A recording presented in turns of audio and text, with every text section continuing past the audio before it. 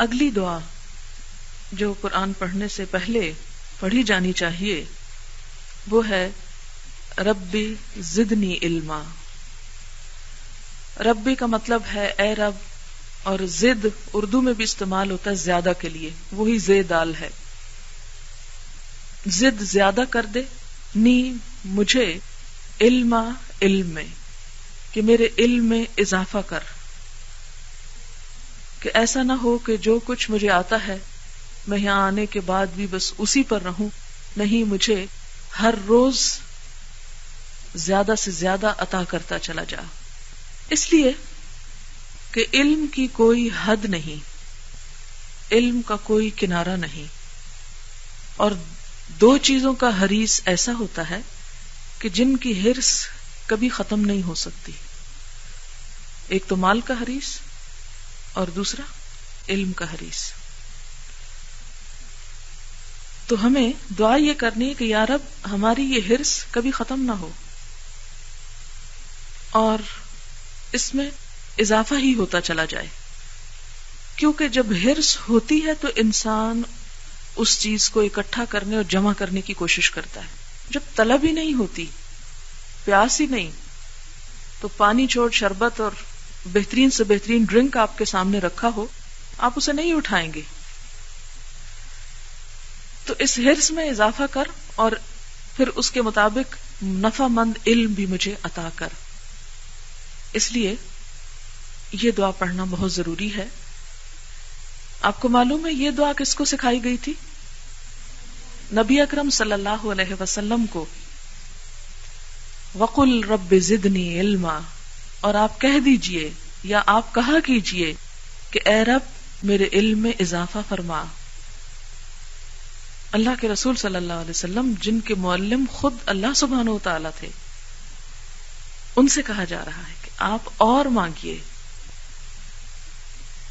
اللہ تعالیٰ ہی دراصل علم کا سورس ہے اور حقیقی علم اسی کے پاس ہے. بسا اوقات ایک انسان کے پاس بہت علم ہوتا ہے لیکن وہ اصل حقیقت سے آشنا نہیں ہوتا کہ ریئلٹی کیا ہے. اسی لیے نبی صلی اللہ علیہ وسلم نے ایک دعا مانگی ہے، اور وہ دعا یہ ہے کہ یا رب مجھے چیزوں کو ویسا ہی دکھا جیسی وہ ہیں. ارنی حقیقت الاشیاء کما ہیا، کہ ایسا نہ ہو کہ ہم کسی شک و شبہ یا کسی ایسی کنفیوژن کا شکار ہوں کہ ہم کسی چیز کو سمجھیں کچھ اور وہ حقیقت میں کچھ اور ہو، تو وہ تو دھوکہ کھانے والی بات ہے. ایسا نہ ہو کہ ہم اپنی یہ ساری زندگی ایک فریب میں گزار کے چلے جائیں. اللہ کے بارے میں، آخرت کے بارے میں، اس دنیا کے بارے میں ہم کسی فریب کا شکار رہیں، اور جب ہماری موت ہو تو ہمارے اوپر حقیقت آشکارا ہو اور پھر ہم واپس بھی نہ لوٹ سکیں. تو اس لیے علم کی زیادتی کے ساتھ ساتھ حقیقی علم کی تمنا. اور جیسا کہ آپ جانتے ہیں کہ انسانوں کو جو علم دیا گیا ہے وہ اللہ تعالی کے علم کے مقابلے میں اتنا بھی نہیں جتنا ایک سمندر کے مقابلے میں ایک قطرہ ہوتا ہے. آپ کو یاد ہے کہ حضرت موسیٰ علیہ السلام اللہ تعالیٰ کے نبی تھے جن سے اللہ تعالیٰ نے کلام بھی کیا، اور اللہ تعالیٰ کی ان پر بڑی عنایتیں تھیں. جب ساری قوم کو جان کا خطرہ تھا تو اللہ تعالیٰ نے ان کو زندگی دی، بچایا، اور ان کے اور اپنے دشمن کے گھر میں پالنے کا انتظام کیا، اور پھر اس کے بعد ان سے کلام کیا. یہ تمام چیزیں ان کی اہمیت، عظمت اور ان کے مقام کی نشاندہی کرتی ہیں. ایک دفعہ موسیٰ علیہ السلام کو یہ خیال آیا کہ میرا علم سب سے زیادہ ہے. کوئی ایسا ہوگا روئے زمین پر جس کے پاس مجھ سے بھی زیادہ علم ہو؟ کیونکہ بسا اوقات شیطان انسان کے دل میں یہ ڈالتا ہے کہ تم سب کچھ جانتے ہو اور تمہارا علم سب سے زیادہ ہے. تو سورۃ الکہف اگر آپ پڑھیں، اور انشاءاللہ پڑھیں گے 15 اور 16 پارے میں، تو اللہ تعالیٰ نے ان کو حکم دیا کہ جاؤ خضر علیہ السلام کے پاس اور ان سے جا کر کچھ چیزیں سیکھو. تو قرآن پاک میں اس کی تفصیل آتی ہے، مزید تفصیل ہمیں صحیح بخاری میں ملتی ہے کہ موسیٰ علیہ السلام اور خضر علیہ السلام ایک کشتی میں سوار ہوئے. کشتی میں بیٹھے ہی تھے کہ ایک چڑیا آئی، ایک پرندہ آیا اور اس نے بیٹھ کر یعنی پانی کے اوپر ایک چھوٹی سی ٹھونگ سی ماری اور ایک قطرہ پانی لیا.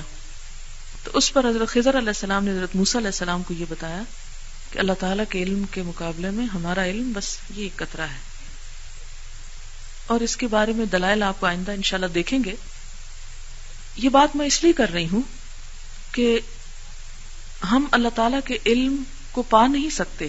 لا یحیطون بشیء من علمہ الا بما شاء، مگر جتنا وہ خود چاہے. اس لیے ہم اس حقیقی علم کے لیے قرآن کی طرف رہنمائی کرتے ہیں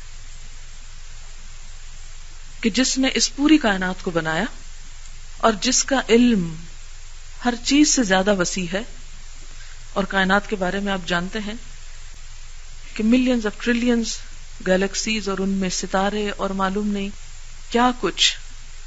اگر کبھی آپ ایک نقشے میں صرف اپنی زمین کو دیکھنا چاہیں تو ایک بہت بڑی اسکرین پر جس گیلیکسی کے اندر ہمارا سولر سسٹم ہے، اس سولر سسٹم میں ہماری جو زمین ہے وہ ایک ذرے کے برابر، یوں بس ایک نقطہ نظر آتی ہے، اس سے زیادہ بڑی نظر ہی نہیں آتی، اور اس کی نیوکلس سے بہت دور کہیں پڑی ہوئی.